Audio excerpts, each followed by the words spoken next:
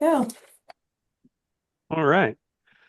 I would now like to call the February 18th, 2026 Longmont Sustainability Advisory Board meeting to order. Could we please start with a roll call? Yes, Robert Davidson, Present? Orchid owner on, Present. Ethan Algreen, Here. Alex Solomeo, Here. Garrick, I don't see him yet, Alyssa Harding, Present. and Daniel Leonard, I don't see yet either. Lisa Knobloch, Here. Becky Doyle, Here. Susan Bartlett, Here. Heather McIntyre is here, and I have with me Lauren Harding. I'm training her as my backup. So, and then we also have Council Member Kalkofer. Here. All right. I think Here we that's a have quorum. quorum. All right. Thank you. I'll read our land acknowledgement statement. We acknowledge that Longmont sits on the traditional territory of the Cheyenne, Arapaho, Ute, and other indigenous peoples. We honor the history and the living and spiritual connection that the First Peoples have with this land. It is our commitment to face the injustices that happened when the land was taken and to educate our communities, ourselves, and our children to ensure that these injustices do not happen again. In our inclusion statement, the Sustainability Advisory Board embraces diverse perspectives from its members and the public. To create an inclusive space where everyone feels welcome to share their opinion, the board asks that all attendees listen and speak with respect and avoid attacks on individuals or specific group identities. The first item up on the agenda is the approval of our minutes from our last meeting on January 21st. Does anyone have any changes or corrections that need to be made?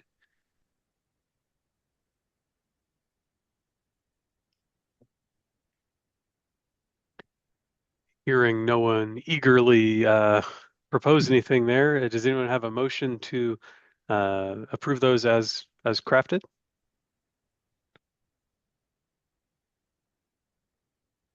Uh, Ethan is moving to do that. Is there a second from anyone? I'll second. Okay, thanks, Corkit. I don't think any debate is needed here. All those in favor? Okay, all those opposed? And Alyssa, I believe you're abstaining. I am abstaining, yes, because I wasn't at the board meeting. That is fair. Okay. Um, Up next is agenda revisions and submission of documents. Um, is there, Lisa, it sounded like maybe you had some agenda revisions there. A proposed agenda revision, and I want to be respectful of Porkit and the time he's put into his presentation for today. I gave our planning folks a heads up that we were going to have this conversation today, and I had a chance to chat with them a little bit this afternoon, and they were wondering if it might be possible to bump the conversation to the March meeting. There's a handful of things that are coming down the pike, and I did share with them some of Corket's recommendations, and they thought it would be helpful for planning staff to also be here to talk through some of the nuances of those things and answer questions that I might not be able to answer. So I wanted to share that and see if folks were open to bumping that conversation to the March meeting. But Corkett, I want to hand it to you because I know that you wanted to discuss that with the board as well. Sure, thank you. I mean, I'd like to be as productive as possible. I'm a little bit worried about, our autonomy. That is to say, we are a board, we need to decide about our priorities and act on them. That's the only concern I have that, if you know, we're not going to solve all the problems overnight. Everything is taking time. I understand, I'm willing to wait another month, but I just wanted to really understand the staff's concerns actually about this. I mean, it's kind of last minute, but that's why I wanted to put that on the table and discuss with everybody. Uh, Lisa, was there any other content that we needed to add to fill the space that we have today? Or that we were worried about being able to get to? No, we have our annual report that Francie's going to review. That's the first item on the agenda anyway. And I am respectful of Corkit, of your perspective on that. And I don't think that there's specific staff concerns as much as I'm not a planner. I don't come from that background, and they were not able to be here at this meeting. I recognize that it is short notice, and that's on me for not giving them a longer heads up. But they just wanted to make sure that they were able to answer questions that they come up as they come up, or share what might be coming, whether it be from a potential envisioned update, or there's some other state legislation that's coming down around some land use requirements and things like that that they can speak to that I can't. That sounds like they're supportive of some of the things that you had talked about, Corkit. So that was just the thing that they felt like it might be, and I think it might be a more robust and productive conversation to have you two to present alongside each other. But I'm fine if you all want to move forward today, and then we can have the planning folks come in March. Yeah, Corkit, go ahead. I'm willing to postpone it. Yeah. Okay. Do we have a large agenda for March already? No, there isn't anything for March. In April, I had the open space and regenerative agriculture, the agriculture folks coming, so I didn't want to move that because I know you'll asking about that, but I didn't have anything already slated for March, so that's why I offered that meeting up. Well, I certainly think if we're not going to truncate the discussion next time, then at least from my perspective, I don't think it's unfortunate. I know Corker, I'm sure you put a ton of time into preparing for this. But if we can have a robust discussion, that seems productive. I like that. Alex? Didn't we put this off in November and No, we did. and bump it 2 months to then January? And I mean, it takes volunteer energy for me to be here, and I would really appreciate us having the conversations that we schedule. I think that these calls are recorded, and if we hit on any nuggets or slips or bumps and planning needs to course correct us, they can. That'd be my inclination, would be to ask that we proceed and honor, yeah, Corcott's work, and yeah, yeah.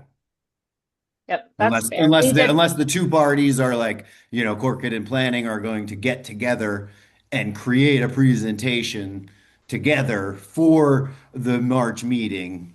There's just I don't, yeah, no. I would appreciate, yeah, that's I'd motion that we continue with the agenda as is. We didn't bump it. We talked about it in January, and about you all had voted to want to have that conversation, and then Corkit was not available to do that in January, and we had a pretty full meeting getting our work planning scheduled, so we had scheduled that for the February. If it's up to you if you all want to keep it or bump it. I'm just giving my opinion. I really agree with Alec. I don't see why we can't hear from Corkit today, share that recording with the planning team, and then that means maybe then March we can still keep this on the agenda to have a follow-up discussion. If we can't get our questions squeezed into our time today, if we can just do the presentation, then that means we have more time next go around for discussion. If we do have questions, then that means staff has time to form answers to those questions before we get back together. So I feel like it's maybe a yes and we can do both.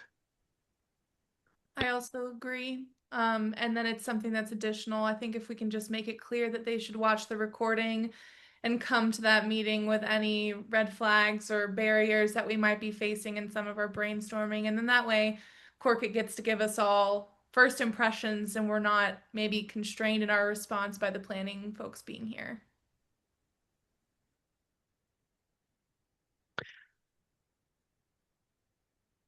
Any concerns with that approach, Corkit? No? Okay. Yeah. So let's try that. I think that's a productive use of time. All right, thank you all for your discussion. I appreciate it. I'm going to kick it to Francie because she is going to run through our first item on general business. If that's okay. Sorry, I feel like I just stepped on Oh, your yeah. toes, Chair. No, you're good to go. We don't I have any didn't general have any business. No other plug. agenda revisions, so Perfect. Thank you. Go ahead, Francie. Great, just having to function with multiple screens.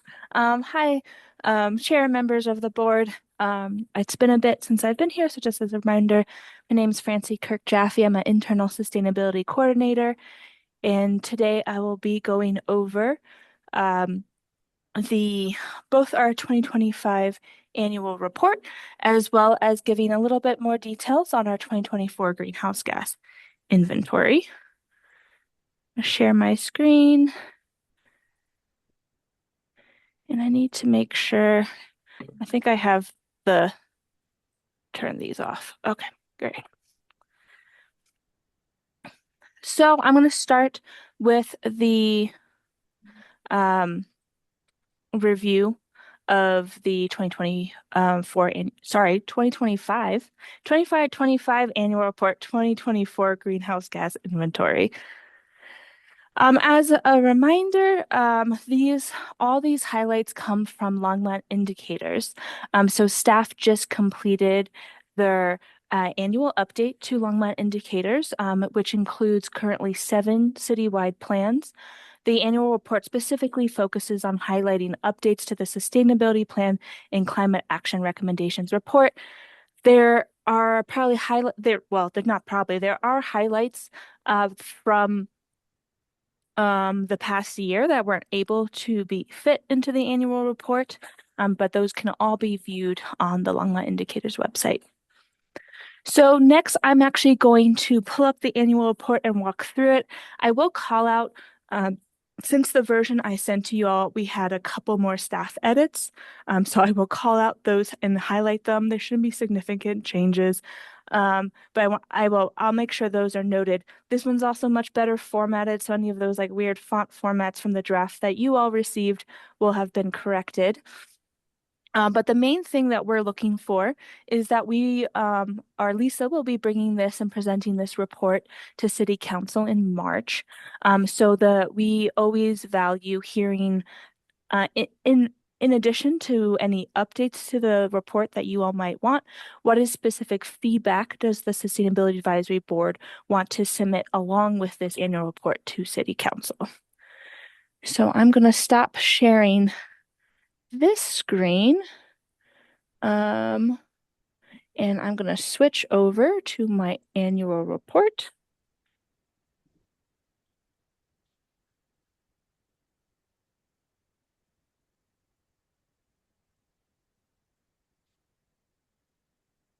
And definitely, I might not walk through every single update and do like a high level summary, but if there's a specific section that you want to comment on or give feedback on, and I don't touch on it, I think I can see everyone's screen, picture over here. So feel free to jump in or raise your hand and we can kind of discuss as I go. So this is just our cover page. It's the same page we've been using for a couple of years, so I'm not going to spend a lot of time on it. It mostly highlights how the Sustainability Plan and Climate Action Recommendation Report integrate and support Envision Longmont, which is our multimodal and comprehensive report. We have a link to Longmont Indicators, which is missing a period that I will fix, as well as our sustainability vision. And I'm going to make this a little bigger. So I'm going to focus on the top half of the page and I'll scroll down. These are the main 5. There are more than these 5 targets. We have pulled these 5 because these topics have been identified by City Council as key areas that they'd like to address. So we have a greenhouse gas emission reduction target, and we have our 2024 15% reduction. We just finished that inventory. Last week, like the day I was finishing the memo to you all. We have a transition to renewable energy. Unfortunately, we will not have 2025 data until about June this year. So coming in a little bit late. So we are reporting 2024. Yes, Robert. I think you're probably gonna talk more about the greenhouse gas reductions, but Yes. it looks like we are not on target to get to that 66% based on how far along we are on the renewable energy piece. Is that sort of your assessment as well? And like, do we feel like we're Yeah, on target to get there? so it's not a linear projection, and based on Platte River Power Authority, we do expect to be at 88% by 2030. I can, when I talk further about our greenhouse gas inventory and update model, I can actually pull up our model, and we haven't updated it to be 88% and 100%, but we have 90% and 100%. So I can switch it to that 90% and we can look at it together to see, because um I don't remember off the top of my head. I would have to double check if 90% is far enough to be at that 66% or not. So we can look at it, and then also um, why Corcut's presenting, I can definitely do that calculation and then kind of come back and share that. Okay, But I'm thank you. gonna make a note or come back. I follow up to the board. Um, I'll just say, are we on track?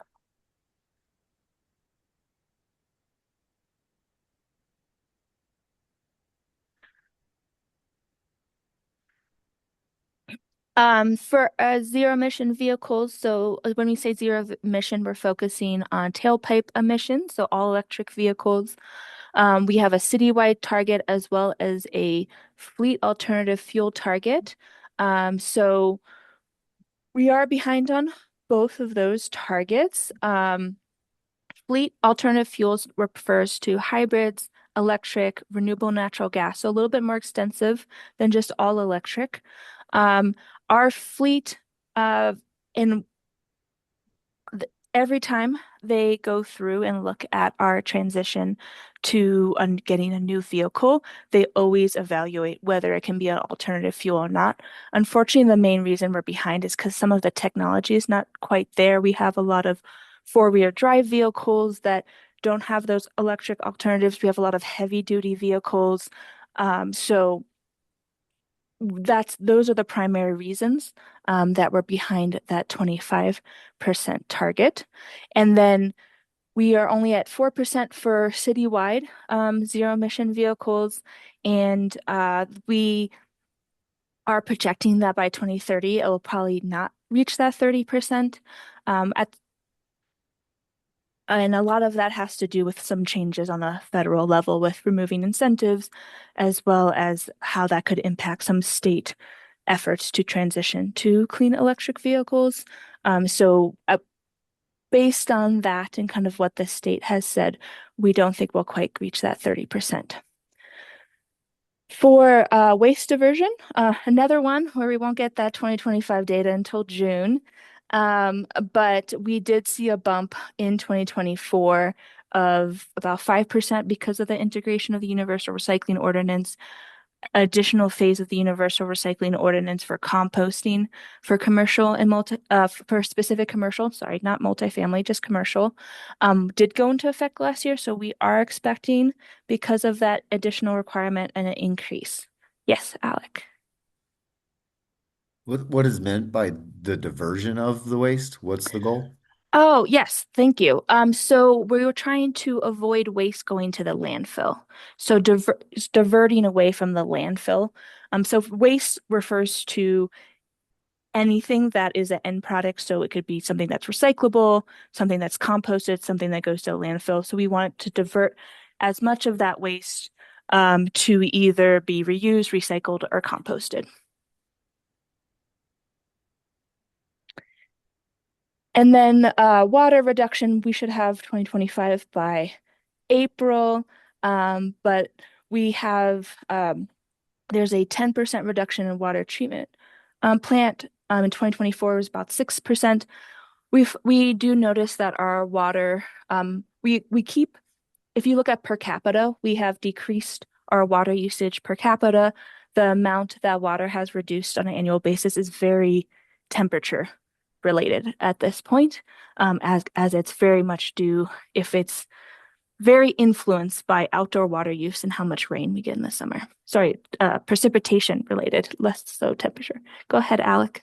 What's meant by community build out? Like, yeah, tell me what that language means. Yeah. So community build out refers to at the time our planning document expected that our community will be fully developed by 2048. So we'll kind of level out on our population.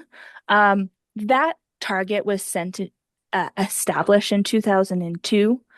So that community build out and kind of our long range planning documents have changed a little bit. We are actually talking about in the future. The water efficiency plan last year passed a new target that was based on the plan 3% reduction in water use over a 7-year period. We don't have our baseline data for that plan yet. That should be coming out soon. So we kept this old target from 2002 for this report, but may update it to more track the implementation kind of, and also like a nearer term schedule of we set in this 7-year period, we passed a plan. We want to achieve water savings from that plan. Are we on track for that period of time? So you may see that updated in the future.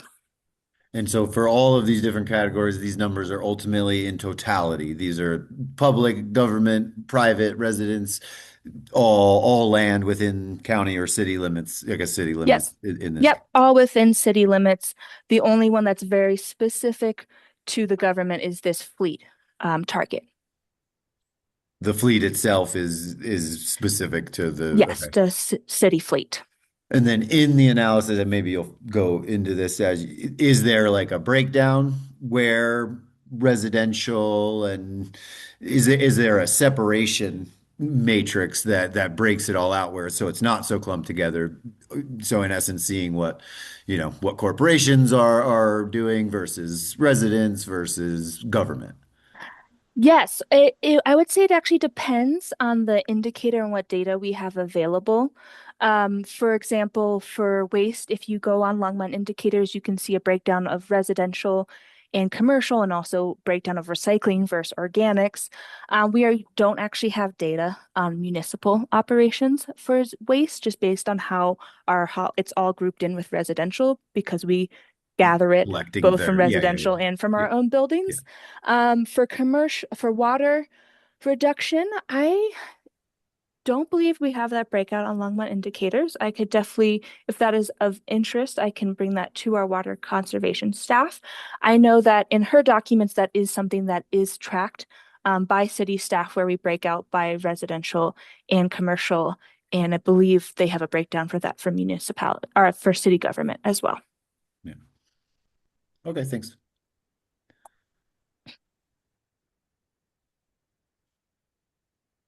And so going down here, we have a couple highlights on how we engage the community.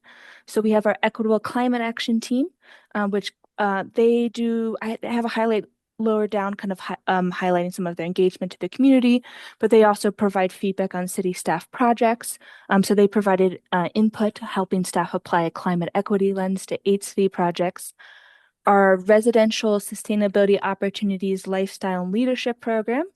So this is our soul, and essentially we have volunteers from the community that will help do an initial sustainability home assessment. So this is not a blower dope test extensive home energy audit. It's more of an initial conversation to identify opportunities across different areas of sustainability for that home. And so we are up to 107, which I think was about double the year before.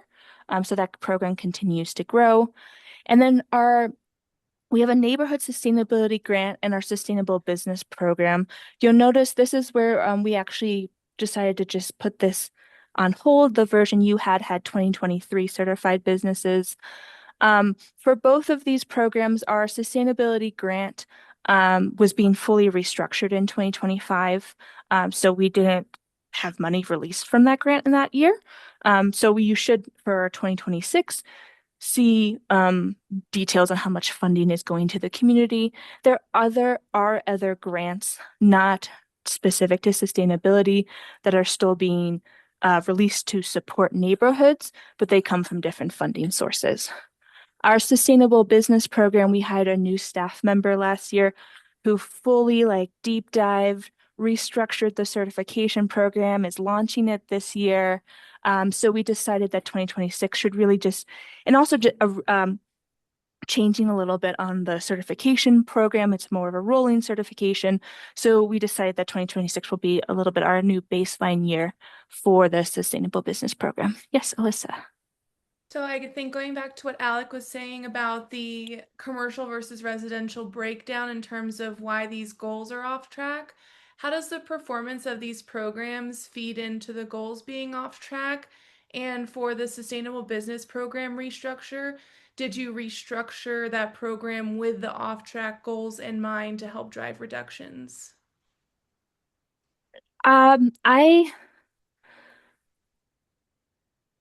So for the sustainable business program, I'd have to defer to our business sustainability coordinator on how kind of the full elements of how she restructured that program. Currently, we don't have, I would say we continued with business incentives and programs. So Efficiency Works that does a lot of programs to reduce building energy was still ongoing. A lot of our business water conservation programs were still ongoing and residential water conservation programs. So even though with the restructure, the it didn't pause work during that period of time. In terms of kind of being off track, we're always trying to expand and increase these programs.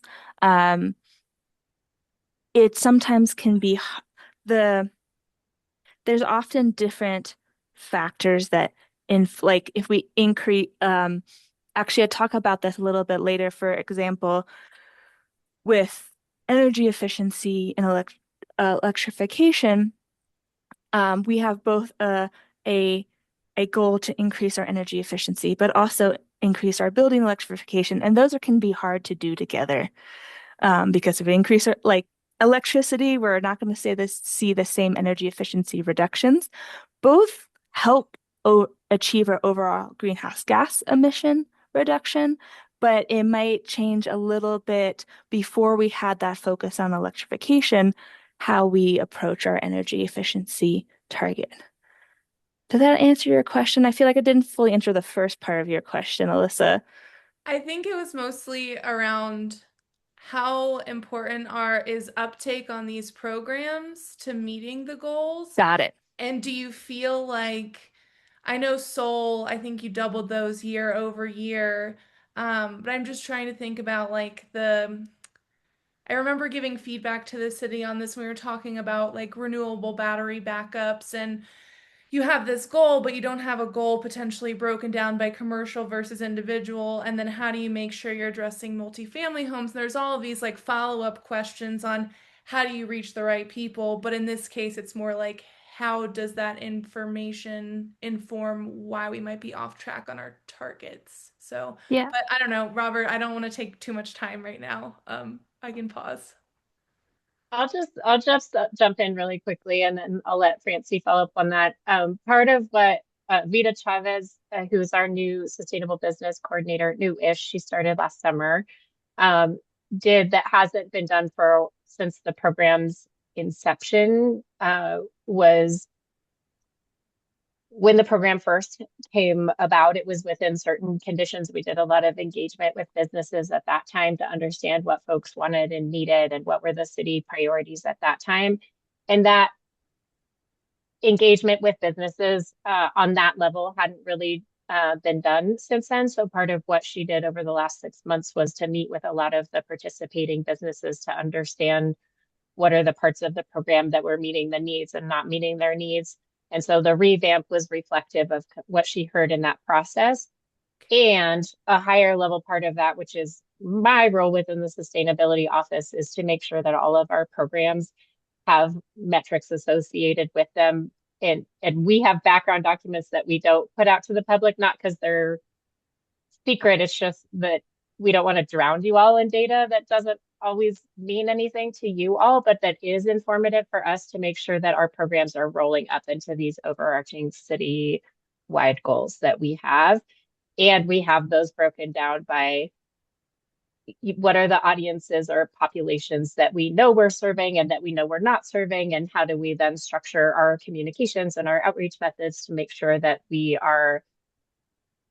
benefits and resources of our programs are being equitably distributed in the community. So all of that is happening on a background level, and that did inform this kind of revamp of the sustainable business program. Great. Thanks, Lisa.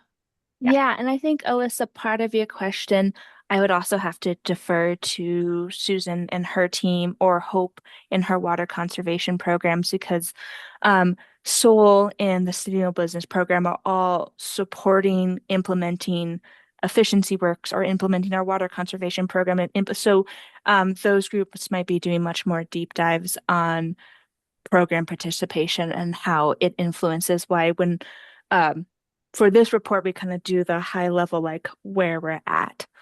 So that's why I was also struggling to answer those questions, because I'd have to kind of go and dive in with each of like the specific staff members that might be both within and outside the sustainability office.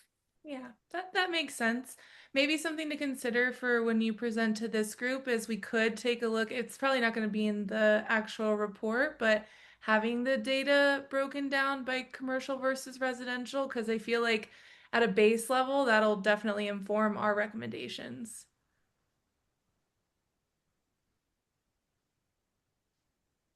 That's a great idea. I'm making a note now, and I can also follow up and work to gather some of that data and follow up, and also reach out to those staff members with additional thoughts if they'd like to contribute on that.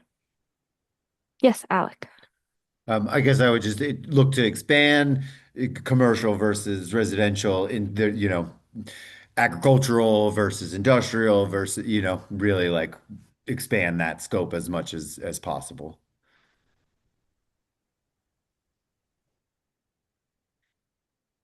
That Well, I think that I I don't think think what we Alex, have that breakdown on off the well, top of my head, Oh because it's no, yeah. mostly based on commercial meter, just to let you know Okay. that Okay. it's that I don't think we'll have that accurately based on how the data is currently reported, but I can definitely pass that along to staff to share that interest.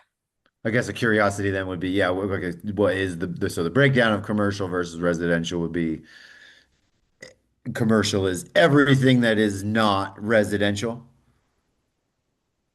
It's a lot. Yeah, essentially that we have some multifamily breakout. Multifamilies Uh-huh. split a little bit based on number of multifamily homes, and I see, Right. but it's a lot based on the meter that they have on the energy and water side. But Susan, you unmuted or unvideoed. So I'll Yeah, defer. I just wanted to confirm that at least on savings and participation data for programs for electric and water, it's separated by meter type, and you're either in the non-residential programming or the residential programming, and so we don't have a lot of granularity in there. We do know if we have multifamily properties participating, they participate as commercial buildings, but that's kind of how the tracking is set up right now, and we don't have anything that clearly designates an agricultural use over a manufacturing use or something like that. And free flow, like ditch water, is not involved in this in this study. Like, yeah, curious. For um Right, like the this is water just reduction municipal is water. it's municipal water. There's other efforts that I know there's other staff. Actually, we have which it's actually mentioned in the report, we have a new staff member who's diving more on as part of our open space and who I know Elise is working Champion. a lot. Yeah, Elisa, with city-owned kind of open space land and doing some work with um kind of the irrigation with our farmers. I know she's trying to ramp up a lot of her work with that and kind of the data we have. I'd probably have to reach out to our water resources staff. This goal is based on what's coming in through our meters and our treated water. I believe our water resources staff also separately tracks our raw water and what's coming in through the ditches. So I can ask them about that.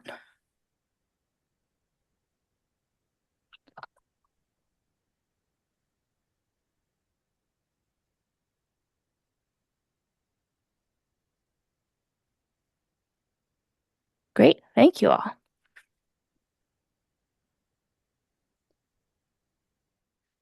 Going in now, we're moving more into written highlights.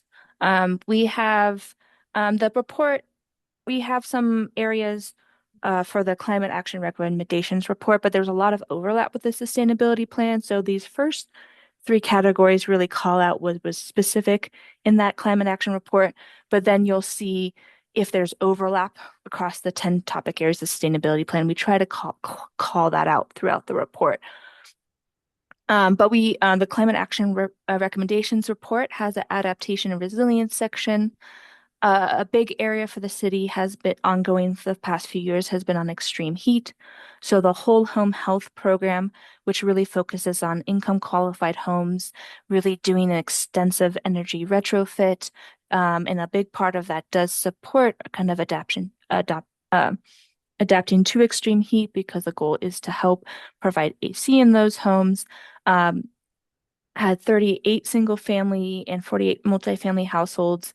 We're also, here's a picture of one of our completed cooling solutions at one of our neighborhood parks. So we have phase one completed, and all upgrades to Kensington Lane and Spangler neighborhood parks are expected to be completed by 2027. On flooding, which is also a big area that we'd like to address, the Resilient St. Vrain project is continuing to protect our flooding on the west side of town. So they replaced the Boston Avenue Bridge, completed that last year, and are continuing to work on that side of town and those updates. This is both Can I inter. ask a question? I'm sorry. Oh yeah, go What's the ahead. what's the picture of? Oh, it's a misting station. So it Okay. emits water. Gotcha. Yeah. So it Gotcha. can help cool you down. Okay. Yeah. Then we had a lot of outreach this past year. So both internally and externally, we had 40 sustainability staff specifically had 43 events and presentations. Again, with that focus on extreme heat, last year we really focused on having cooling tents at some of our large community events. So there, again, with misting water, you could cool down, especially on those summer events that get really hot. And then lastly, we have an internal green team of staff members who are really, last year was our first full year of having that team up and running. So they did a lot of education to staff on reducing waste that's sent to the landfill, did litter cleanups in the community. And also, we've been collaborating with our purchasing contracts office to expand best practices for more sustainable purchasing. So they helped with a new process to basically encourage staff to repurpose office supplies internally. And then I mentioned our equitable climate action team, in addition to giving feedback on those 8 city climate action projects. They also helped educate at 12 of our city events. And then they they always do kind of big learning efforts. So last year focused on water resources, and Longmont efforts with the Northern Arapaho tribe of the Wind River Reservation at the Longmont Dam. So they learned more about that work um, last summer. And Alyssa, you could probably share more than I could on all of that. But that's kind of a summary of what that group is up to.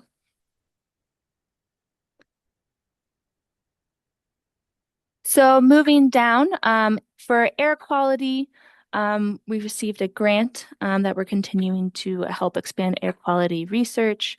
And then also part of our air quality research, we have been tracking ozone days of higher ozone levels in particulate matter, which can be bad for outdoor air quality.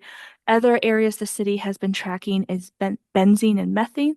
And basically, they're called benzene methane events. It's temporary increases in those specific air quality pollutants. So in 2025, we had 0 benzene events and 32 methane temporary increases. Our goal as a city is to keep under 40 for the methane and 0 for benzene. So we met both of those targets. For building and infrastructure, I assume you all are aware that last August, the Metropolitan Regional Building Policy Cohort Amendment package was brought forward to City Council for guidance on next steps. Those code updates will be brought back to Council for adoption later this quarter. And then also our housing rehabilitation program completed repairs on 10 homes, and they've transitioned some of their daily operation to a nonprofit to kind of help improve some of those processes. A little bit more about Soul. I just, in addition to expanding to 226 households since 2020, so we did about half of those households last year.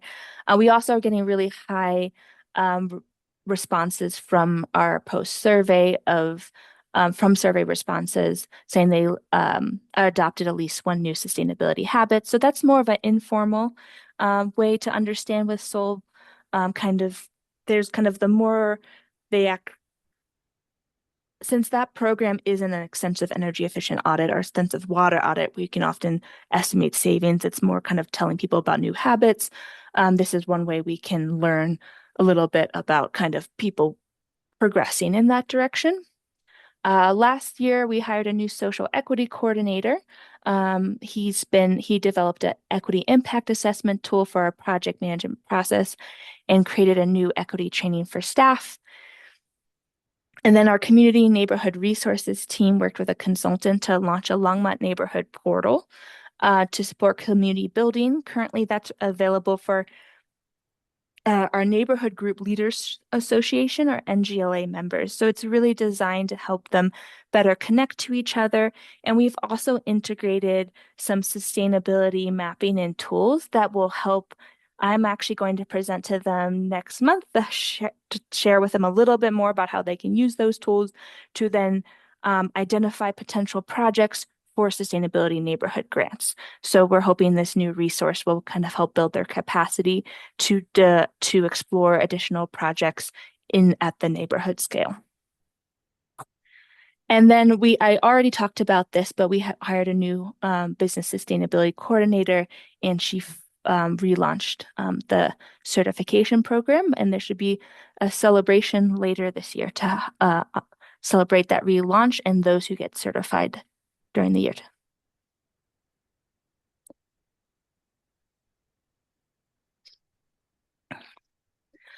In the energy sector, we have our first Longmont community solar project called Illuminar. Actually, you can see the solar panels here. It's on our waste services building. That's actually where we refuel our waste services trucks with renewable natural gas. And so we have approximately 30 income qualified and market rate participants. It's like 26 to 28, so it's a little under 30. And in addition to support the whole home health program, we were also awarded a grant to provide home energy monitors to really better understand, okay, we did all these upgrades. How can these residents better understand and manage their energy use moving forward? And then I also talked a little bit about how we continue to expand the Efficiency Works programs, but we've also added in a lot of electrification programs in the past year, and actually about 50% of our projects in 2025 were electrification projects, and the other 50% were energy efficiency projects, which helps reach our greenhouse gas target because we know electrifying buildings can help reduce the emissions from natural gas, but it does make it harder to meet some of our energy efficiency goals the city has set as well. Here's our new project manager for open space and agriculture. She's hoping to have more extensive updates for you all for our next annual report. She's doing a lot of work right now to kind of better map data, work with our staff, agriculture partners, but she has become actively collaborating with Boulder County on different agriculture solutions. In natural environment, a collaboration of different departments and the Thorn Nature Experience received a Nature Everywhere grant to help increase access to outdoors and outdoor programming for youth and families. We also, to help with extreme heat and increase our tree canopy, the Growing Shade Longmont program in partnership with Boulder County supported planting trees on the west side of town in Lou Miller, West Point, and Lanyon neighborhoods. These were neighborhoods that were identified as having lower tree canopy.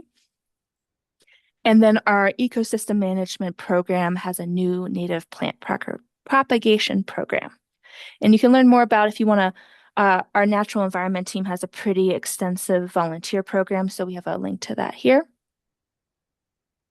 In transportation, our transportation mobility plan that was completed last year has a pedestrian priority index. So that's been helping staff to identify and complete missing sidewalk and curb gaps. Ride Longmont, which was launched in 2024, had its first full year last year, and we had almost 73,000 boardings of that service, which is, I believe, much higher than we expected. So it's been very popular. And then speaking a little bit about fleet, even though we are behind on our target, fleet last year did complete a very detailed vehicle audit, as well as continue to add some additional alternative fuel vehicles. Yes, Alyssa. Do you guys lease those vehicles or do you own them? We own them. I think the only vehicles that we might lease at the city are golf carts at our golf courses.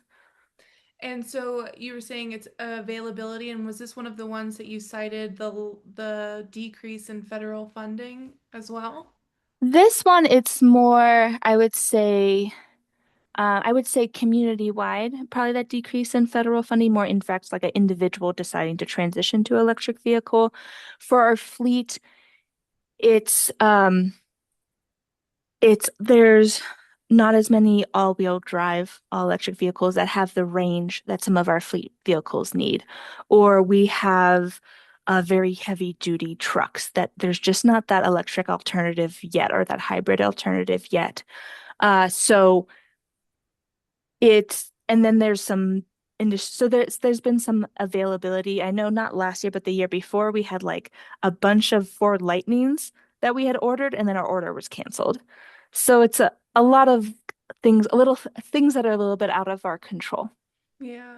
I guess regarding like the federal funding piece, is part of what you guys are working on now is a revised budget, like where you're applying for more grants? Like, how are you supplementing the loss of federal revenue to keep these programs moving forward, knowing that we're already, off track on all of these?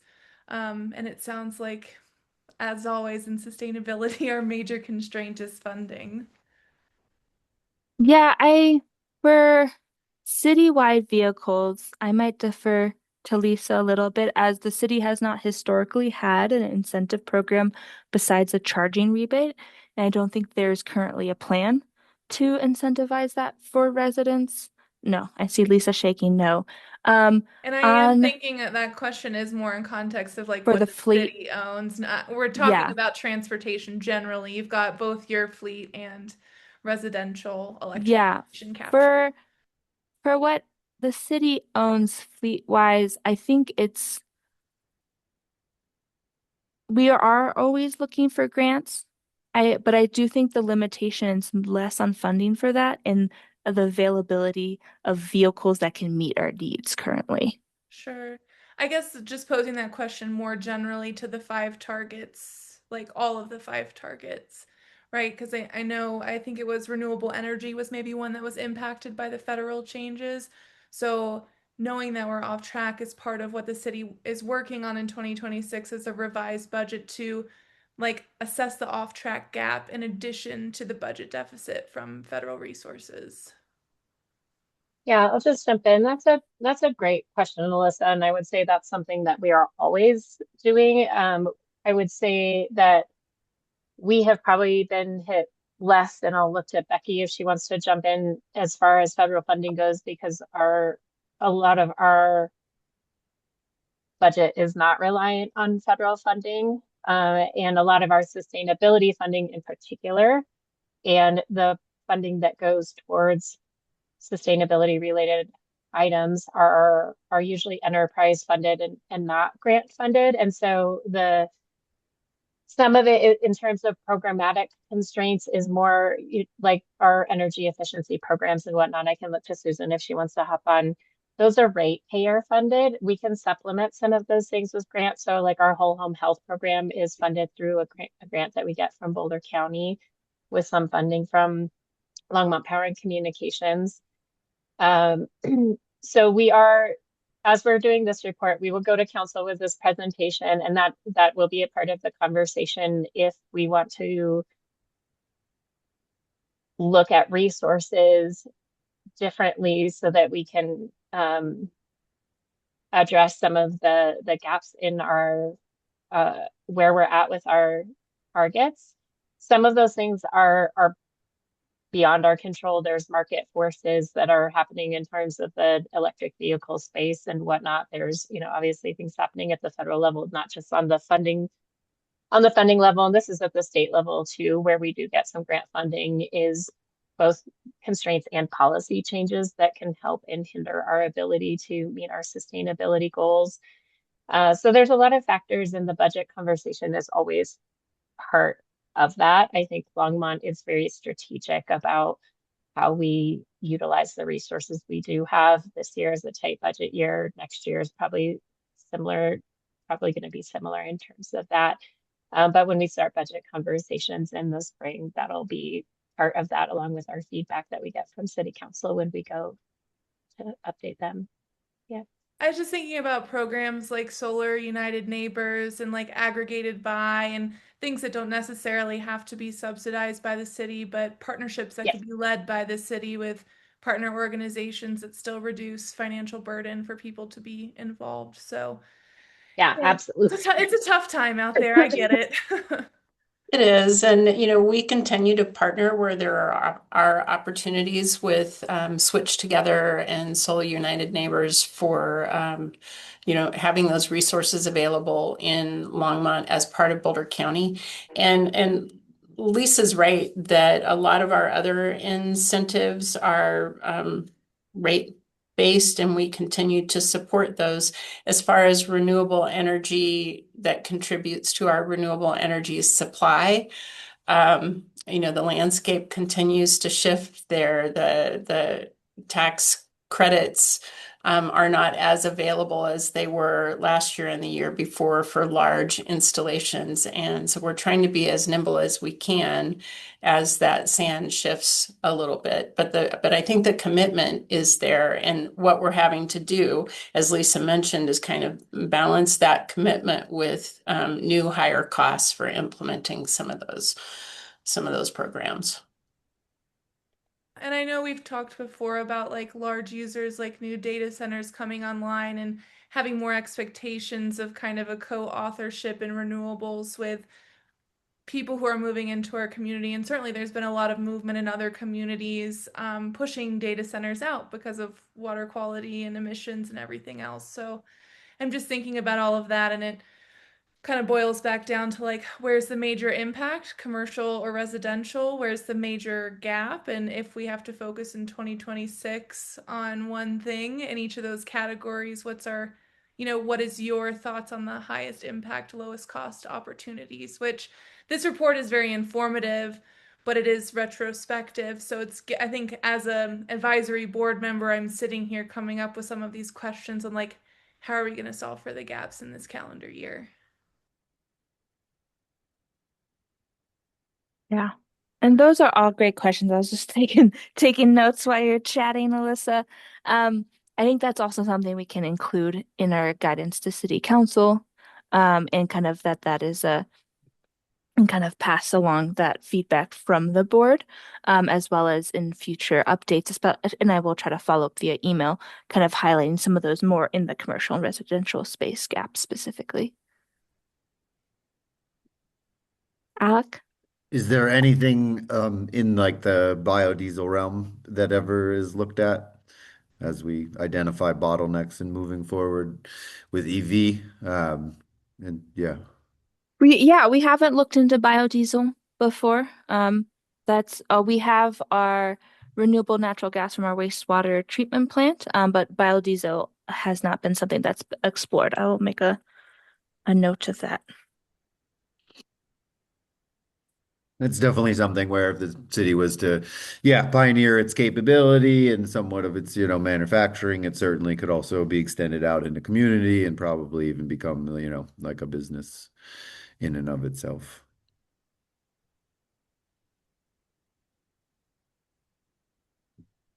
Oh, and thoughts on in the presentation, like numbers with like grant things and stuff like that. Like, you read through that this grant or that grant, but I guess is that a $50,000 grant or is Mm-hmm. that a 500, $1,000 grant?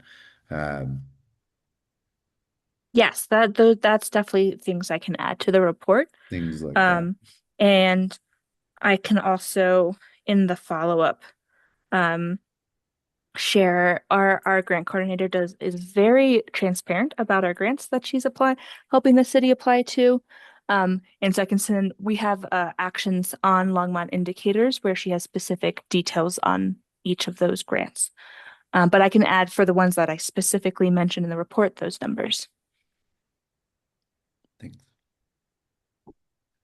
As I mentioned earlier, our universal recycling ordinance continued to go into effect, and now composting or organics collection for select businesses is fully in effect. And actually, our work to implement this ordinance was both highlighted by the Colorado Public Interest Research Group and also an EcoCycles 2025 State Recycling and Composting Report. And city staff were actually invited to speak at a press conference with Governor Polis last year as well to talk about the city's work. To continue to educate residents, we had 11 at citywide events. We have zero waste stations at 11 of the city-sponsored events. There was a Dispose of It Right campaign, really focus, and then trying to really highlight and educate the community on when there's contamination in either our trash recycling or compost bin, so that to kind of help people know what goes where. And then we continue to collaborate with EcoCycle to expand zero waste education. And another one we're a little bit behind on. We're at 76%, while our goal was 100% of schools. There is plan to continue to add more schools this year. We're really reliant on EcoCycle to run this program. So if there's specific questions on those delays, Elisa has a little bit more context. But otherwise, I'll keep going. If you want to learn more, speaking of, oh, go ahead, Alec. I would just ask, has there EcoCycle itself is like a resource center, right? Like they have one in the physical in Boulder. Has there ever been a conversation of having one in Longmont? That I do not know. If That there's one. been a conversation of having a physical location up for EcoCycle in Longmont. I would have to check to see if we Or have is it that is, Eco, need is or not. EcoCycle different than resource? It is different, isn't it? Yeah, Okay, sorry. yeah, no problem. Um, Speaking of data, there's a very detailed watershed quality dashboard through the Keep It Clean partnership. Our Longmont Water Quality Lab collects and tracks data and adds it to that dashboard. Um, Also, to continue to reduce water usage, our development code has been updated to comply with new Colorado state law to limit high water use landscaping on new and redeveloped non-residential properties, as well as there's been work to identify opportunities to both reduce indoor and outdoor water use on city properties. Um, and then lastly, a little bit more highlights from the sustainability office, just diving a little bit more into number of people we've engaged, seeing increase in subscriptions to our newsletter. I'll come back to the CDP score. Actually, I can start here. The Climate Disclosure Project is a international, basically benchmarking um, that we've submitted to for several years. The city received an A minus last year, and the primary reason we did not receive an A is because the CDP to receive an A requires a net zero greenhouse gas emission target by 2050, which we do not have. We also, to support staff in applying sustainability to our work. To date, we have, or to the end of 2025, since actually to date we're up to 30, but through the end of 2025, we've had 29 projects go through the sustainability evaluation system. We did see a lull last year, and did not have any projects go through, but I have 3 in the first quarter of this year that are going through. So we're ramping up on that tool usage.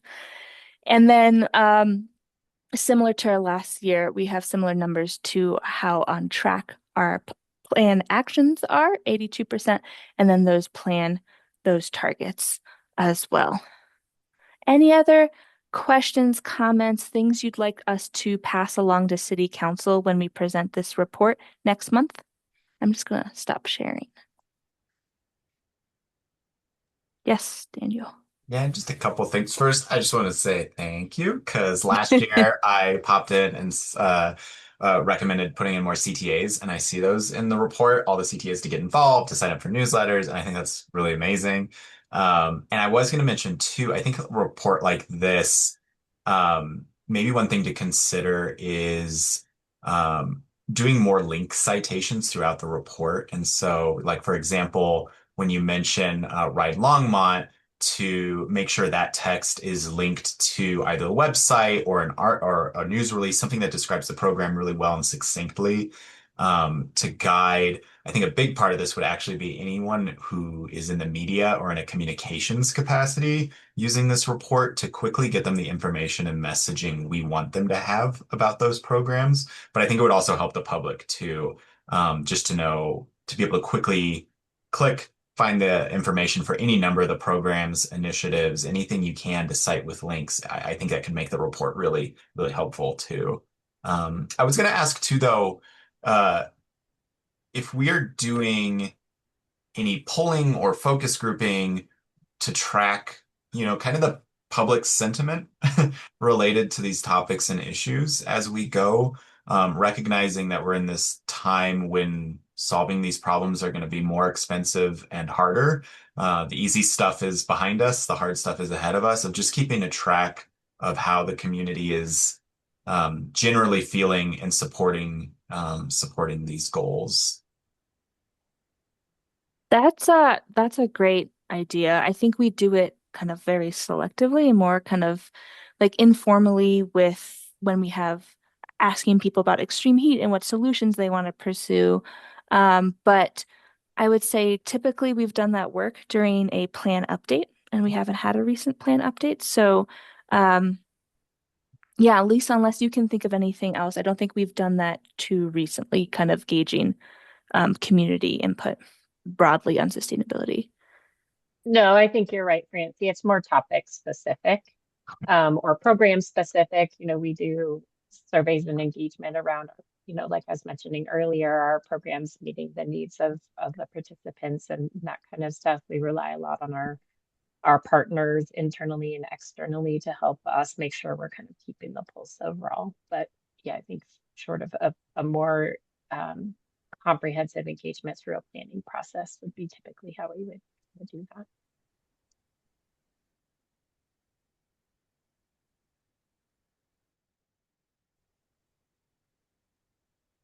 Great, thank you. Ethan? Do you have any update on how many trees were planted last year? Yes. Let me find it.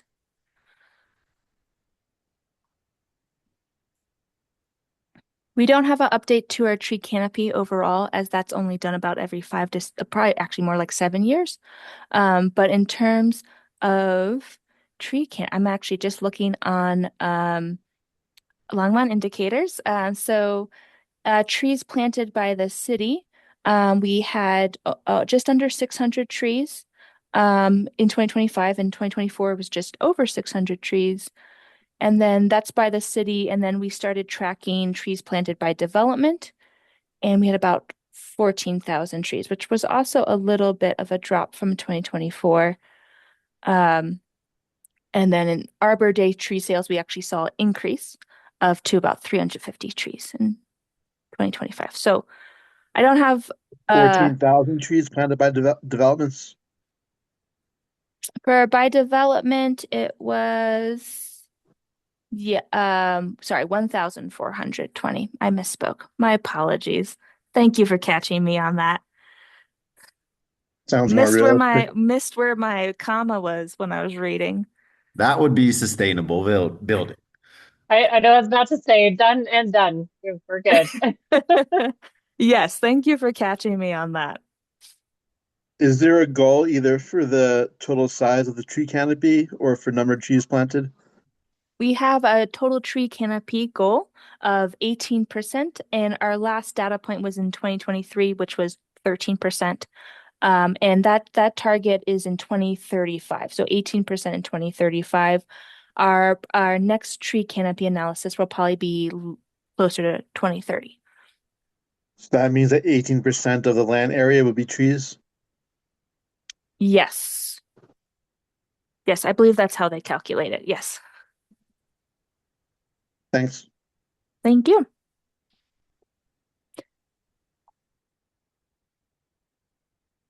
Yes, Alec. Who's the CDP? And why do they grade this thing overall? Yeah, so the Climate Disclosure Project is our CDP, is a nonprofit that has developed a benchmarking both for businesses and cities across the world that basically tracks how you're doing on different climate targets. A lot of their progress and how they evaluate is based on the Paris Climate Agreement. And so it's really focused on climate action. So it's been a area that we've looked to benchmark in the past. A lot of other cities in the US do that as well. I'd say it's one of many ways we evaluate our progress. So we are also looking into LEED for cities as another way to kind of benchmark and see how we're doing. And that's something we're looking into this year as well. So we have our city established targets, which we are behind on. But also, so that's one way for us to track our projects of like, are we on track to reaching city goals? But then also more nationally or worldwide, like how are our specific programs and our progress doing and compare? Is it just another way to think about it?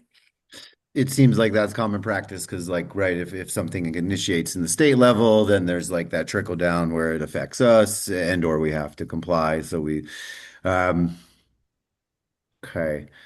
Um, Do we have any type of evaluation from environmental organizations that aren't like completely funded by the world's largest corporations? Because CDP is sort of funded by Walmart, Amazon, Google, all the biggest of the big.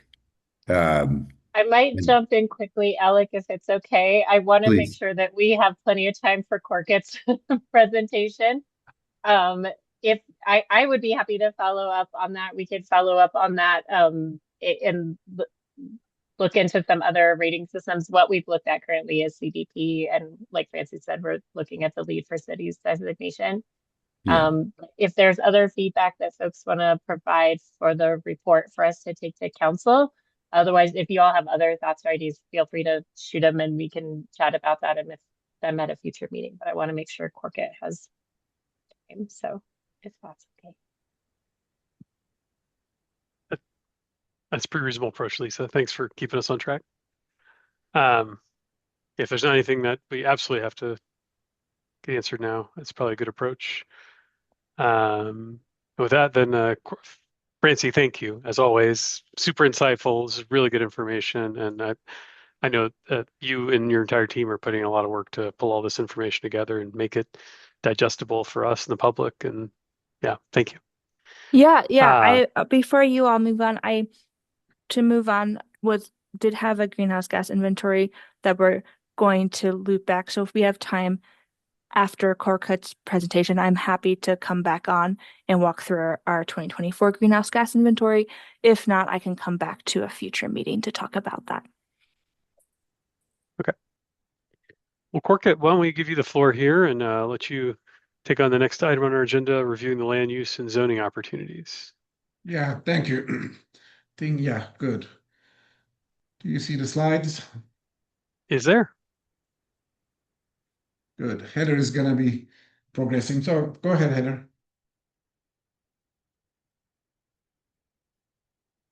Do you hear me? Yeah. So I'm going to talk about some background. I mentioned before that I'm part of the Congress for the New Urbanism, and this has been a hot topic. And we have a adaptation forum there. So some of these ideas evolved there. I'm going to talk about a vision and something we've been working for a while, Model Adaptation Enabling Act for the states. It's a proposition. And then I'm going to focus on the Longmont, the comp plan, sustainability plan, and then what's in the code. And I have few recommendations to discuss. Okay. The vision I also included in my book has two components. Imagine a community where most of the essential services are located within walking distance, which is an ambitious part. And then imagine a community where sustenance system, energy, water, waste, food production are localized and managed locally. Further, yeah. Next slide. So the first one, yeah, go ahead. Why is this significant? Because especially in the framework of adaptation, the disruptions in primary supply lines and failures in regional infrastructure systems create vulnerability. That is the important part. The more we developed in a single-use and monoculture way, the more vulnerable we become in terms of these essential services. I always put these. There's a book called Sprawl Kills. I would really recommend it. Isolation is fatal, diversity is resilience. Okay, forward.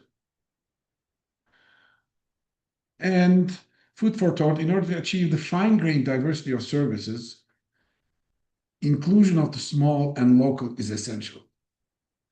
And usually that's where our zoning ordinances fail. That is either by the fear of, these certain uses are going to disturb the residential neighborhoods, or the small is the cheap, is kind of the general idea. But when we look at the most resilient communities developed over the time, and we're really lucky in Colorado, because we have really interesting examples in the mountains, in turn of the century, 20s, 30s, a lot of these towns were experiencing isolation, and the routes were closed because of the snow. We didn't have these kind of roads and such.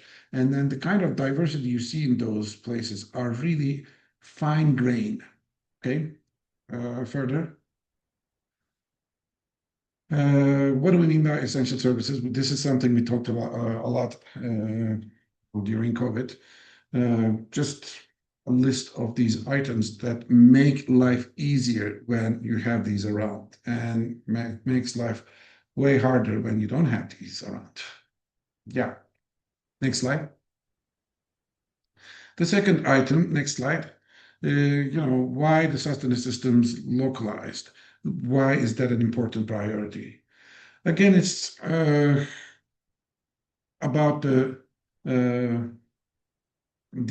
disruption in the supply systems, and especially in terms of the large sewage system, electric systems.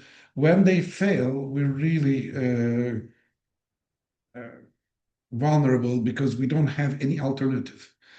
Power goes out, and if you don't have a localized power, then a lot of things go wrong. So that's the essence of the story. Next slide. Again, this level of localization necessitates production of various local scales nesting within each other. So this is something we know, and we're really lucky in Longmont that we're experimenting with the energy supply, localized energy supply, and it's the same idea for the sewage system, same idea for the waste management, etc. So, yes, next slide. And here the important concept is nesting. We don't need to reject the big system. We just need to create a local system nesting within the bigger systems. Next slide. So that's the challenge. That's the vision. And how do we get there is the challenge. Yes. And that's why, our group really focused on this. Certain things are maybe more infrastructure level, necessitate infrastructure solutions, but there is something we can really do in the land use level, and that's why we're focusing on this idea of enabling legislation. The reason I'm going through this is that there are a lot of zoning related recommendations in this particular legislation proposal. Yes. And the structure of this, we think, is that if local governments, this is the state level, state tells the local governments that if you implement certain zoning reforms, then we can give you certain benefits. Okay, next slide. So what are those zoning reforms? Before getting into those, just to remind ourselves what are we trying to achieve? Financial resilience and for the average household, create productive ownership opportunities, and diversify neighborhood service businesses and production in the vicinity. These are 5 elements. I'm going to go through one by one. Very quickly. Yeah, okay. Thank you. Permits, unrelated people live in the same structure. This is something Colorado already did pass last to 24, that, occupancy law, which is important. The reason this is very important is that this really enables the residential property as something that can be produced. It produces extra income through rent. Something that is happening in the Front Range a lot is that the housing supply is very limited to the largest, what we call McMansions, 3,000 to 5,000 square feet big houses. And the new generation is having a hard time affording that. And we see a lot of the doubling, 2 families move to one house, one family doubles with the parents. or somebody buys the house and then rents several rooms where it is allowed. And that always bring the idea of, occupancy, and we passed that. Okay, next slide. Permit multiple dwelling units. We kind of did with the ADU law in 24, but there is more. Next. Interestingly enough, when we look at a large house, this is an analysis 2,800 versus one house 2,800 versus the last option. You see 4 different units with the same amount of floor area, and there are ways to really provide these kind of supply that is really in need and provide affordability. The whole idea is here that the financial sustainability, financial resilience of a household is very much related with a lot of the other aspects of adaptation and climate resilience. Where we see most resilience in the face of disasters, we see this kind of fine grain of housing options as well. And this also related very much like community cohesion. When you live around a courtyard, 4 families or 3 families, you start to get to know your people and your neighbors, and that creates the kind of support, social support you need in the face of disasters. Okay, further, next. I'm trying to go. And we did this argument to City of Golden, and now we wrote a code for them, revised their code, allowing multiple ADUs. And our argument was that, in terms of the amount of people living here, in the past, we would say that, 3,000 square feet, 5,000 square feet can be occupied by a small family. That's true. And that is the reason why zoning ordinances usually use units per acre as density. But lately, since there's this doubling up we're observing in the demographics, the bigger the structure, more people living in becoming a reality. And actually, interestingly enough, the building code treats residential property that way as well. That is to say, occupancy increases with the size of the floor area. And we made this point that, by providing 3 cottages, you're not tripling the density on this lot. You're actually using the same amount of floor area. And in terms of the amount of people living there, we're not really tripling. Next. And such, this is Golden. Like I said, multiple ADUs, depending on the lot size, are allowed there. Okay, next. This is from the book, what we call the compounds. I mean, we really worked on this further that, maybe there are some, these are 120 by 120 lots with really 5 to 6 structures. Further, next. These are the different examples. One other item is small lot subdivisions, next, where, this is also Golden. What we see in a lot of the codes is the encouragement of larger. That is to say, it's okay to consolidate and put a larger structure. In a lot of the zoning convention, that means less density. What we're saying is that no, we need to introduce the small as much as possible. Again, density doesn't mean that cottages per acre or dwellings per acre. The floor area should give you the real density. And long story short, what we said here, in Golden, similar to here as well, you couldn't subdivide a lot without a street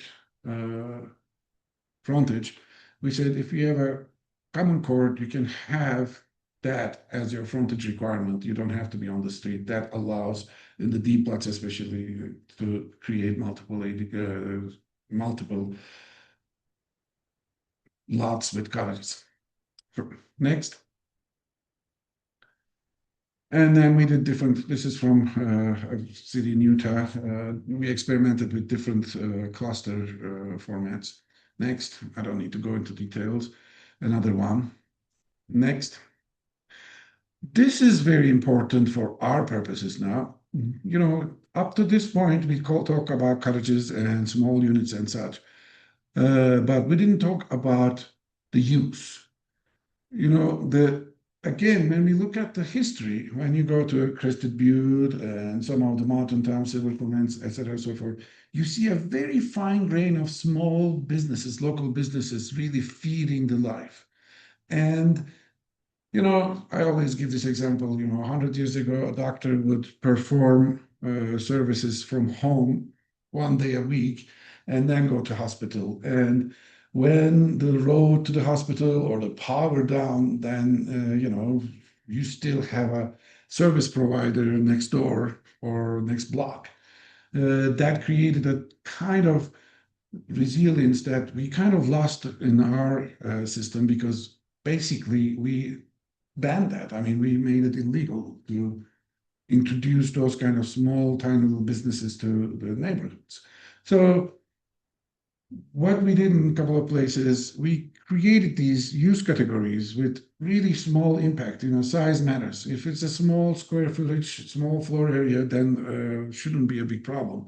And if there is a problem, potential problem, you look at the noise levels, you look at the pollution, etc., so forth. Those are easily controllable. But again, you know, allowing farming, industry, and retail in the neighborhoods with this small amount is actually an important step towards creating A, resilience, financial resilience, B, the community support that we need. The cohesion is about the use of these items, right?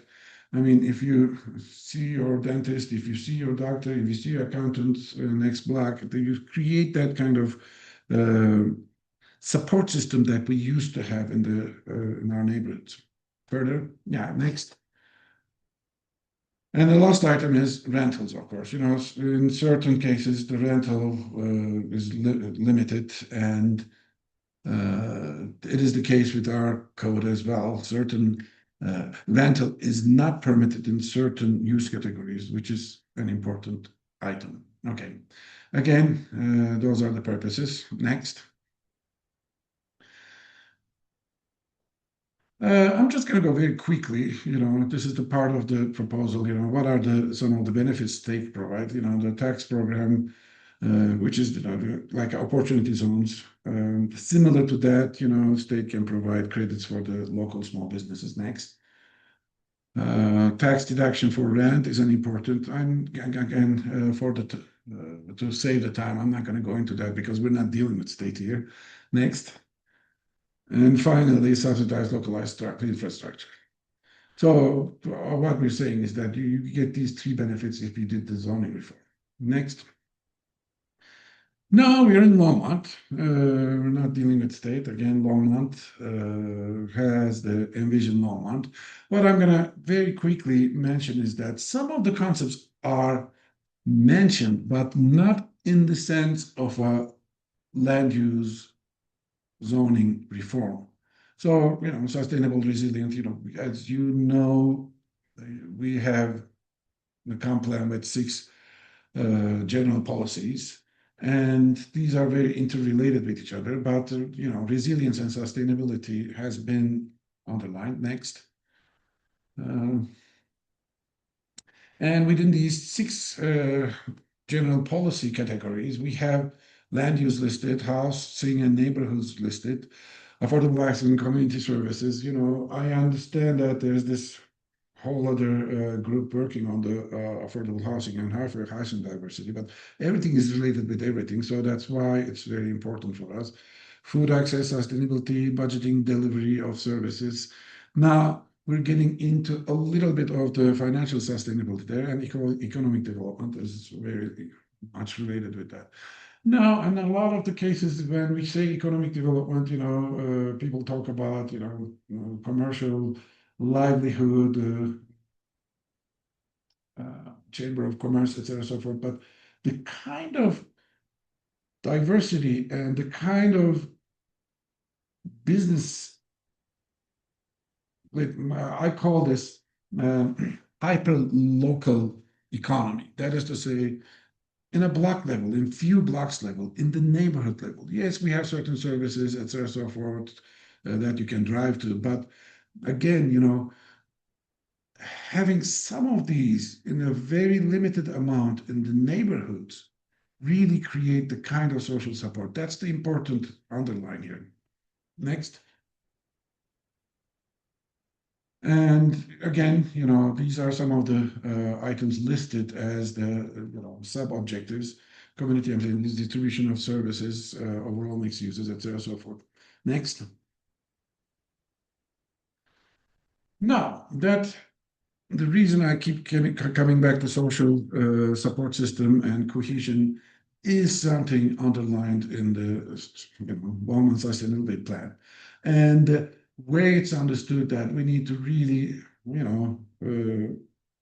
widen the awareness and understanding of the resilience and sustainability. There is, in my opinion, another step here. Through the land use and zoning reform, we can really create an environment which is much more supportive for the neighborhoods, for the households. Especially nowadays that, we're having, everything is getting more expensive, then we get power outages, etc., so forth. We need this kind of support system. And as a planner, I feel like it's our responsibility to provide this or enable this as much as possible. Next.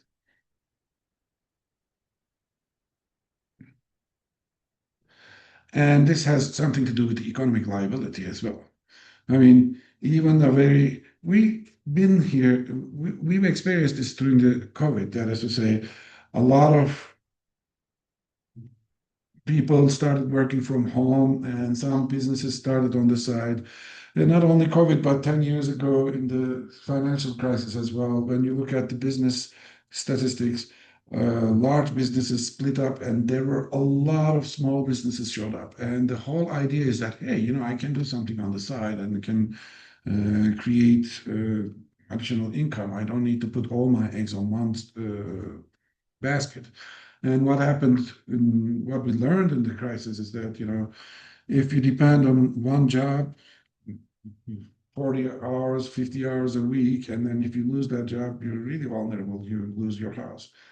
So this is a time we don't need that kind of vulnerability in our lives, in my opinion, that we can really do better than that. And that has a lot to do with these tiny little investments and tiny little interventions, businesses in the neighborhoods. Next. Francine mentioned this. I don't need to repeat. I think her information is much more ahead. But like I said, the focus is now on land use, and I think we can make that step and go further with the land use. Next. This is our zoning map. What you're seeing here is a lot of yellow cream, and those are what we call single-family neighborhoods. Interestingly enough, we still call them family, but since the occupancy law passed, the code changed. The definition of family in our code is like anybody and everybody can be a family. So, but long story short, it is single household and very single use and monoculture neighborhoods. Okay, next. And when we look at the use table, and again, we can go into more discussion when more informed planners are present, but you see a big distinction between residential districts and mixed-use districts, and they're not. That is to say, most of the map you're seeing in the zoning map is the residential districts, and most of them are RS, single-family residential. And as you can see, single-family detached, single household detached is the only option there. And there is something called secondary use, conditional secondary use, which SC star. And next, I'll talk about that. And when you go to further down, a lot of these, recreation, healthcare, next goes table. What I'm trying to say is that most of other uses are secondary uses and by review or not allowed at all in those particular districts. Next. And the secondary use description in the code is very limiting. And the A that is the most important one is that the secondary uses shall be limited to a lot of the adjacent to arterial streets and corner lots on collector streets. We're not talking about inside of the neighborhood. We're talking about peripheries. And it's understandable because secondary of those uses, the way, there are two sides of it. One is that allowing the use in the district. The second part of it is that how you define that particular use. We don't have definition for low impact business, local household impact businesses in our code. That needs to be introduced so that you can really permit those within the neighborhoods. There's a big difference between a gas station and a tiny little store that gives you, I don't know, homemade items 2 days or 3 days a week. So that used to be part of our community. We lost that. And that is very important in my opinion. Okay, next. So again, what I'm trying to do here, financial resilience of the average household is a very important part of resilience. That has something to do with productive ownership opportunities. Can I have a small business? Can I have a small store? Do production on my lot? Is the big question. And has two sides of it. The more I produce, the more financially resilient I can be. The more I produce, the more I will know my neighbors. That's the other part of it. The more cohesion you're going to create. The diversity, to diversify neighborhood services, businesses, and enhance community cohesion. So the first one is permit cottage industry, cottage retail, cottage farming within all districts. That's one suggestion. Revise the definition of secondary uses to permit essential service businesses within neighborhoods. And the third one is craft. The first two is kind of low-hanging fruit. That can be done, rather easily.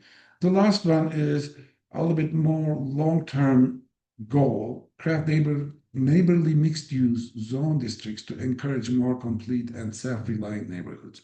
This may be a good guideline for the comprehensive plan rewrite, for instance.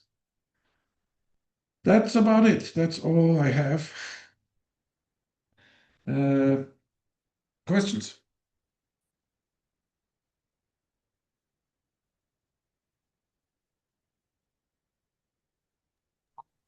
Yeah, go ahead, Daniel.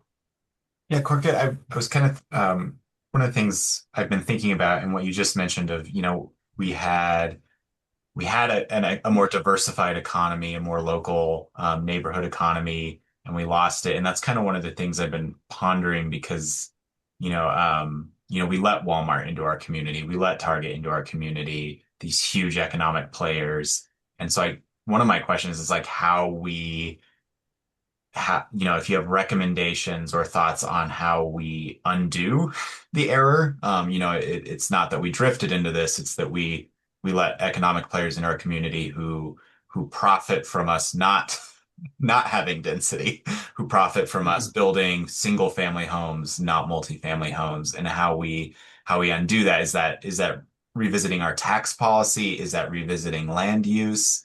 Yeah. I think all of the above, but again, the low-hanging fruit is the land use policy and zoning. We're not allowing that yet. Currently, even though there was not much enforcement during the COVID, people work from home. Actually, working from home and receiving money is not allowed by zoning, right? I mean, I cannot have my business in home, basically, in my particular zoning district. That's not allowed.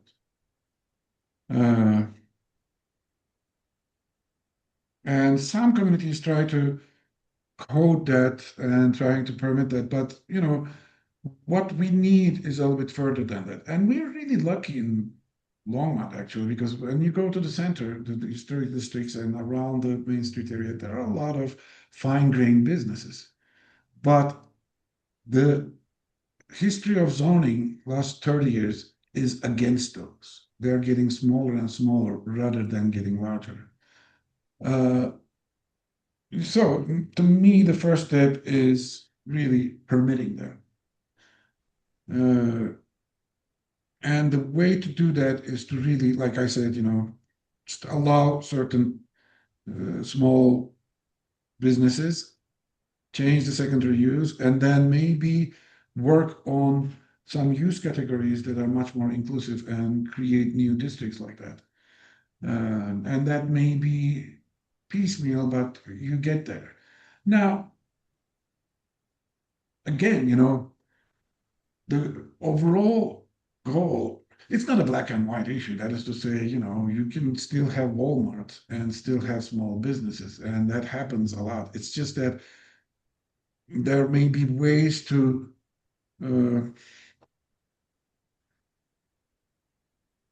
increase understanding of the opportunities. For instance, in my business, we work 4 days so that people can do something on the side. So it's important to really understand that and give that as a lifestyle. But I mean, this is a great time because there's going to be some comprehensive plan rewrite, and there may be some overarching policies about this, and we can really put that into the equation. As an example, Fort Collins adopted what is called 15-minute city idea, and that's all about making neighborhoods much more complete and diverse in terms of the services and businesses provided. I mean, it's getting we're getting more aware of the fact that we need that, and maybe this is a good time to adopt not only a few policy changes, but as a general overarching objective within the company.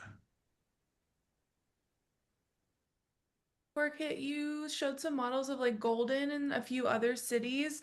Did they already adopt some of those zoning changes and design guidelines? Do we have like a reference maybe of a city that's similar to Longmont? Golden. They did. They adopted it. It's Oh, the great. current code right now. But again, in terms of the overarching goal, they adopted most of the housing related reforms, Yeah. but not necessarily use. However, Golden already had some diversity in terms of the uses, in terms of their land use categories. But again, we have Springville, Utah, adopted a special district. We're working on Edgewater right now. Fort Collins adopted some partial policies going forward. Yeah, Very cool. Lakewood is another example in terms of the multiple ADUs and multiple cottages. Mm-hmm. So you said like as a trend, they're adopting more of the housing related changes and not necessarily like the diverse use of like the business integration into the neighborhoods. Correct. Okay. Correct. Yeah. Interesting. Did they give you feedback on why they have gone kind of with I don't want to say like a half adoption, but they've focused on one area of your recommendations. Well, two things, and this is just my opinion. One is it's pretty new. This kind of awareness is developing very, lately. The second is that land use has this politically, it's not easy. There's this fear that, oh my God, somebody's going to put something next door and then bother me. So there needs to be some shift in the understanding, in my opinion. You need to see your neighbor not a competitor to the sidewalk, but someone who's going to save your life in the future. That understanding takes time. But the key is the way you define that use, the impact. The size is very important. And this is a very good time because we had experience. We had experienced those in COVID, we had experience in the financial crisis as well. So it's a good time for people to realize that that's an amenity, not a problem. Mm-hmm. And then I have some updates on zoning changes that are coming up soon, but I'll bring those up during my section. Yeah.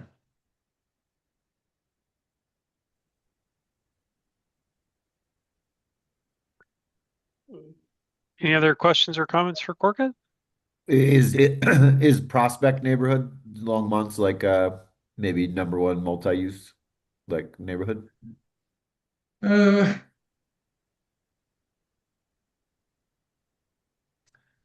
Not exactly, because uh, it's mixed use for sure. There is the commercial part of the district, but the residential part of district doesn't have any of the businesses. So, and it's so small. I mean, it's really hard to judge because, in 2 minutes walk, you're in the coffee house. And so it's a great community. But when I look at the overall zoning map, I see a lot of large neighborhoods, only one kind of use. Prospect is diverse in terms of the sizes as well. That's great. They are way went back, they allowed the ADUs. In terms of the price, it's very high end. Anyway, and because of that, the businesses are, even though lately getting very diverse, it's not necessarily essential services. I just wanted to pop in. I'm Jennifer Hewitt-Apperson with Planning and Development Services. I'm principal planner for long range planning, and I'm just on hand if there are any specific questions relating to Longmont's code and Envision Longmont. And just note that I will be back at the March meeting to kind of talk a little bit more in detail about some of the things we've been doing, some of the things that we've in both response to the state legislative requirements, as well as other initiatives that we've been doing, and some citizen initiated code amendments as well that we've been looking at. So we've got quite a bit going on, but I'm here for any questions related to that. Go ahead, Ethan. Apologies if I missed this in your talk, Corkit, but does your vision include agriculture? Yeah, I mean, dealing with the zoning, we're talking about cottage farming, we call it. That is limited production on the lot, and selling the produce from the lot is part of the vision. Beyond that, I mean, in the book, we talk a lot about the different levels of food production nesting within each other. But I think at this point, for the purposes of Longmont land use, we're talking about defining some kind of a limited, what we call cottage farming, and including that would be a great step. Does that require a zoning change? Well, all the zoning reforms require zoning change, but that doesn't mean that it's a big. Let me put it this way. I mean, this whole policy here is about zoning change, and it's being done, like Jennifer mentioned, there are a lot of aspects being worked on because we have some state legislations passed 24, and we're trying to make the code compliant with that. But also, we are at the time a new comp plan needs to be written, and then that has zoning implications immediately, of course. So it's like multiple levels. The zoning code keep being evolved right now.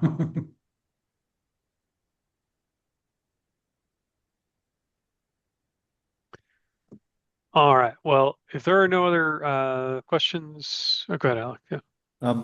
Jennifer, I was curious to use for the March thing. I would be curious to understand a bit of like larger historical changes in zoning. Like understanding that in the mid 80s is when this zoning change happened and big influx of large corporate, and 2020 was a big benchmark year for pullback and just sort of, yeah, if it's possible to get like a sort of big snapshot of our behavior as a township over time. I think that would be really beneficial for me.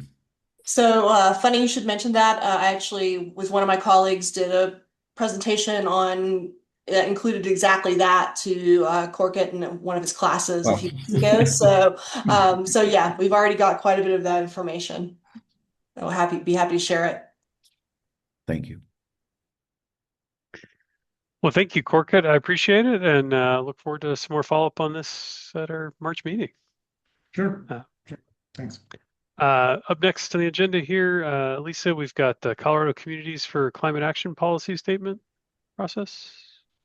Yeah, so this is pretty quick. I just wanted it to be on Phil's radar that Colorado Communities for Climate Action, or you'll often hear it referred to as CC4CA, is a coalition of now 47 local governments across the state advocating for stronger state and federal climate policy. Longmont's been a member of that coalition since 2018. I think when we started, there were 16 local governments, and now it's 47. So it's a vast majority of the state actually that's represented in that organization. We have a policy statement with CC4CA that's updated with some frequency. We are updating it this year. Mostly the changes to that are better streamlining our policy positions. So there had previously, or in the existing policy statement, there are 27 policy positions, and that's being streamlined down to 15. And the purpose of that is really, it's a kind of a natural evolution of the policy statement over time. When we first joined, it was even much more granular. It had a lot of explanatory language and a lot of other pieces that we've simplified and streamlined over time. So this is an evolution to that process. The policy statement is approved by consensus. So any changes to the existing policy statement have to be approved by every member municipality. So that's part of the functioning and the governance of the organization, is that it's run by consensus. And if there's any one community or municipality that does not agree with any of the changes, then that change doesn't take place in the existing policy statement stands. So just wanted to give you all an update that is happening. Since I think a lot of you, we haven't talked about CC4CA for a while. I know we have a lot of new board members, we have new council members. I will be introing that to city council also when I go for our update. As Francie mentioned, I'll take the annual report. Hopefully in March. It sounds like there's some busy things happening in March, so it may get bumped. I will try to give you guys a heads up if that gets, it's currently scheduled for March 10th. It may get bumped to April with some other things, but if it does get rescheduled, I'll send you all an update. So if you want to come to that council meeting, you can. But just wanted to let you all know that that was happening. And then also just a few other, just the process of that. So after that, after we kind of give that intro to council, any of the changes then we vet through impacted staff. So I circulate those changes to a bunch of folks across our organization, just to vet for any issues or red flags from Longmont's standpoint. And then we send the draft final version to city council for them to also have an opportunity to look through it more comprehensively and let me know if there's any red flags from their standpoint. And then I attend the annual meeting in June, and that's where all of the representatives from your local municipalities will discuss and finalize a final policy statement for CC4CA. So just wanted to let you all know that that was happening. And then a few other just quick updates. What we mentioned, the annual report going, and then in the through line around building energy codes, the first reading with the package of all of the I codes, the international codes, it includes the energy codes that we discussed quite a bit last year, is going to first reading to council also on March 10th. So just wanted to let you all know that that is happening. That'll go for first and second reading. That's the process by which we adopt ordinances. And I'll let you all know if there's anything else that comes out of that process. But that's all for me, and I will pass it off to Councilmember. Morning, Mom. Wasn't Yes, sure to say, do the items from the board first, but yeah, that's what I was gonna just check in on there. Are there any items that the board needed to bring up today? All right, hearing none, then yeah, we'll move on to items from council. Go ahead. Oh, Alex, Ethan. Sorry, saw your hand pop up there last second. Sorry, I'm on my phone. It's a little unwieldy. So I ride my bike around Longmont frequently, and yesterday I was in the Dickens Farm Nature area, and unfortunately I saw a lot of trash in a couple areas, and I see that a lot when I'm around town. Some areas are worse than others, but I feel like litter and trash is a problem. And as an individual, so I don't usually talk about collectivism, but I think this is a collective problem that needs to be solved collectively, really by everyone. I'm not sure who to really address that to in the city. Maybe it's the Parks Department if it's happening in the parks, but it's also happening, for example, I've seen homeless encampments in the past behind the Walgreens that's right next to Dickens. And there's a lot of trash in the pedestrian pathway behind that Walgreens, and trash also in the nature area next to that kind of goes into the watershed. Not just this one area, but I see that's a lot around the whole city. So I just wanted to flag that because it's a big concern of mine. Thanks, Ethan. Yeah, it's a good observation.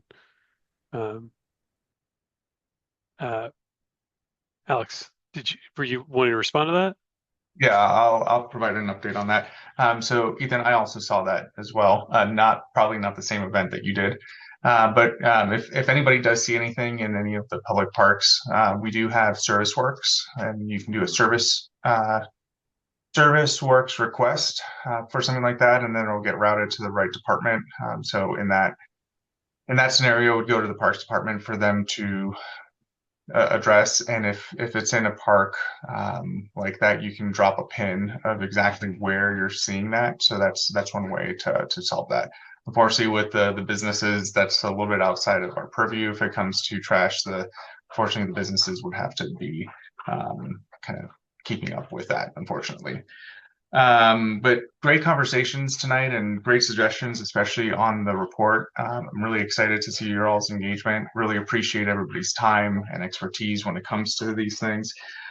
There's a lot that's coming down the docket. So there's a few things if you all are following city council meetings.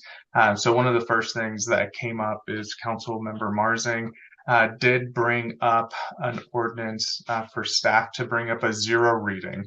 So as Lisa was saying before, anytime there's an ordinance change, it does require 2 readings. Council Member Marsing did request a 0 reading, so we would see this 3 times. And basically what Council Member Marsing is asking for is for staff to come up with some ideas and a work plan to draft ordinance amending section 15.04.020 regarding single family zoning to potentially allow attached homes. So think of like townhouses and duplexes to our single family zoning. So staff is going to be bringing that once they have the bandwidth to do that. He did not set any date, but that will be coming up in a future meeting. The other thing that's coming up is the sugar mill and STEM area.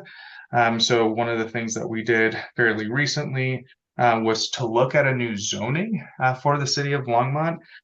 So that zoning would be MU, so mixed use, industrial, residential. And industrial would be light industrial. So think pharmaceuticals, think tech jobs, think like tinker mills. We don't want to add any like smeltering of metals with residential because that wouldn't be compatible. But that would be for the sugar mill area as well as the STEM area, which is across from innovation and what is it? It popped up for a second, but mixed use innovation, and I believe it's either, gosh, I'll have to double check now. It's innovation and redevelopment, I believe, or innovation and revitalization. So perfect. Thank you. Great. So we're looking at a potential new zoning for the city of Longmont for the sugar mill and the steam area, which is across from where the First and Main Station would be going. So this is a great time for residents' input on a potential new zoning that could go into kind of the core of Longmont. So cool things to come. Also, Resource is planning on moving to a larger location. So Alec, I know you were saying something about Resource. They are planning a larger location somewhere in town. So that's great. Let's see. I did tour the waste treatment plant, which was amazing. And I did ask about capacity, and we do have additional capacity. I was shocked to find out how much water we use in the summertime compared to what we're using right now to water grass. So hopefully some of these zoning changes could help us with some of our water usage when it comes to water just that's leaching into the ground. Another thing that came up in city council meeting is fireworks. So Kiwanis can no longer pay for fireworks. So the city council is going to come up with some contingency funds for fireworks. Some city council members did bring up, including myself, some issues regarding fire. We are having a very dry winter, which might create a very dry summer. So there is some concern about fire damage or fire risk in July. So we are going to be keeping tabs on any potential fire risk getting closer. And we have in the past pulled fireworks because of weather conditions. So one year we did pull it because there were strong winds. So that is something that would be coming up as well. And then and then we are looking at the energy codes, which Lisa did bring up. So I will take a look at what you all recommended from the past. So really thanks for all of your work. Really appreciate all the insights that you all provide. Thank you. I know, Francie, we were hoping to squeeze you back in to give that greenhouse gas update, but I don't know that we really have time tonight. Maybe we can catch up on that in a future meeting. Maybe a good idea. Go ahead, Alec. Yeah. Oh, you're on mute. Can I ask Francie to one more time? The beginning of your presentation, there was a question to the board, like what is missing or something to that effect. And I just, if we could just close, or if you could close with that, like, yeah. Hi, Alec. I had to like readjust where my audio was plugged in and missed your question. Do you mind re-asking it? Yeah, your presentation sort of started with at one point there was a slide. I think I even tried to like take a picture of it, but I missed it. There was like a question specifically directed to SAB. Yes. The question was, what feedback does the Sustainability Advisory Board want to submit with this annual report to council? From the previous conversation, what I had primarily noted was that council consider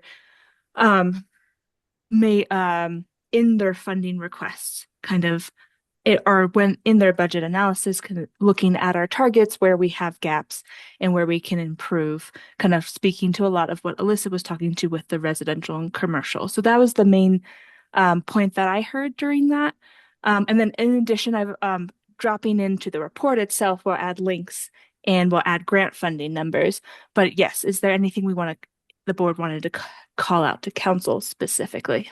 Not that I can just like off cuff that quick, but it just was like a big question, right? And we didn't really get through everything. And so yeah, it seems like, if nothing else, just pointing out for myself that it feels like that was sort of open-ended and we didn't really actually get to the concept of, oh, okay, cool. These are the things that we're doing and how we're doing them. And yeah, yeah, minus whatever might have been interjected throughout your presentation. Yeah. Yeah. If the board is welcome if things additionally come up to send those via email and we can include them. We'll also send our follow-up email. And then also I'm unable to come to the March meeting, but if the